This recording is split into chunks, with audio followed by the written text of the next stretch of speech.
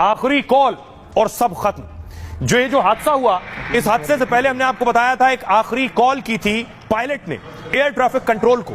आज इस बात का खुलासा हुआ है पायलट ने उस आखिरी फोन में क्या कहा था। आखिरी बार जब वो कॉकपिट में था तो क्या कह रहा था, अपनी तस्वीर दिखाऊं। पायलट कॉकपिट के अंदर था और कॉकपिट के अंदर क्या हो रहा था, पायलट क्या कह रहा था, सुनिए। थ्रस्ट नहीं मिल रहा। मेडे मेडे मेडे, थ्रस्ट नहीं मिल रहा, पावर कम हो रही है, प्लेन उठ नहीं रहा, अब नहीं बचेंगे। पायलट को खतरे का एहसास हो गया था, इसलिए विमान के टेक ऑफ करते ही उसने गुहार लगाई थी। पायलट सुमित ने एयर ट्रैफिक कंट्रोल को आपात संदेश भेजा। आपात संदेश मतलब एटीसी से हादसे से बचा लेने की गुहार लगाई थी। विमान के पायलट सुमित सबरवाल ने एटीसी को जो मैसेज भेजा था वो अब सामने आ गया है, जिसमें सुमित कह रहे हैं मेडे मेडे मेडे, थ्रस्ट नहीं मिल रहा, पावर कम हो रही है, प्लेन उठ नहीं रहा है। ये थ्रस्ट क्या होता है जो पायलट बार बार कह रहा है थ्रस्ट नहीं मिल रहा? सीधा मतलब है कि इंजन सही से काम नहीं कर रहा है। अगर इंजन सही से काम करता तो थ्रस्ट की कोई दिक्कत नहीं होती। बोलचाल की भाषा में थ्रस्ट का मतलब होता है आवश्यकता अनुसार जोर लगाना। टेक ऑफ के बाद जैसे ही विमान टेक ऑफ करता है, थ्रस्ट की जरूरत पड़ती है ताकि विमान को ऊपर उठाया जा सके, धक्का लगाकर, जोर लगाकर और ऊपर। ठीक वैसे ही जैसे ड्राइविंग के दौरान ऊंचाई पर चढ़ने के लिए कार में 1 नंबर गियर लगाते हैं। पायलट का कहना है थ्रस्ट नहीं मिल रहा मतलब इंजन को ताकत नहीं मिल रही।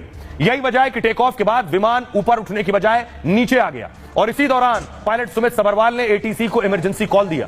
हालांकि सबरवाल को एहसास हो गया था कि अब कुछ नहीं हो सकता है, फिर भी उन्होंने आखिरी कोशिश की और मेडे मेडे कॉल किया। दरअसल फ्लाइट के दौरान मेडे मेडे की इमरजेंसी कॉल होती है, कल भी मैंने आपको बताया, जिसका मतलब होता है कि विमान में बैठे यात्री गंभीर खतरे में हैं। और यहां भी पायलट सुमित ने 3 बार मेडे मेडे बोला था। इमरजेंसी में 3 बार अगर मेडे बोले यह जरूरी माना जाता है और जिसके बाद पायलट तक पहुंचने की फौरन कोशिश की जाती है। एटीसी ने कॉल रिसीव तो किया लेकिन कुछ करने की स्थिति में नहीं था, क्योंकि टेक ऑफ के बाद वक्त काफी कम था, चंद सेकंड्स में सब कुछ हो गया। अगर विमान ऊंचाई हासिल कर लेता तो पायलट के पास वक्त होता कुछ और करने का।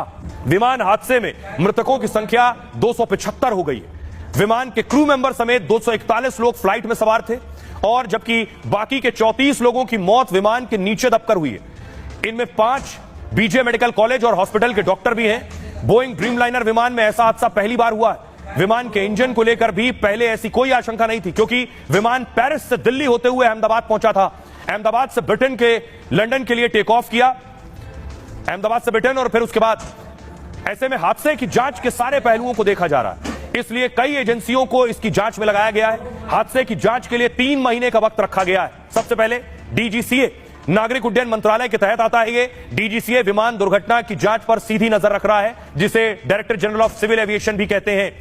एआईबी ये मुख्य जांचकर्ता एजेंसी है हादसे की, और जिसे एयरक्राफ्ट एक्सीडेंट इन्वेस्टिगेशन ब्यूरो भी कहते हैं। एआईबी की टीम शुक्रवार को ही घटनास्थल पर पहुंच चुकी थी। एआईबी को 2012 में बनाया गया था, जो दुर्घटना की जांच करती है, और एआईबी का काम सुरक्षित यात्रा के लिए सलाह देना भी है। अगली एजेंसी है यूके एआईबी। विदेशी जांच एजेंसियों की भी मदद ली जा रही है। विमान दुर्घटना की जांच में यूके एआईबी भी शामिल हो गई है। यूके एआईबी ब्रिटेन की प्रमुख जांच एजेंसियों में से एक है और जिसे मुख्य तौर पर विमान दुर्घटनाओं की जांच में महारत हासिल है। एफएए अमेरिका की जांच एजेंसी है, इसे भी लगा दिया गया है। यह भी भारतीय एजेंसियों को सहयोग कर रही है। एफएए को विमान दुर्घटना की जांच एक्सपर्टीज है, इसे फेडरल एविएशन एडमिनिस्ट्रेशन भी कहते हैं। साथ ही अगली एक और जांच एजेंसी एनटीएसबी, यह भी शामिल हो गई है जांच में। एनटीएसबी भी अमेरिका की जांच एजेंसी है।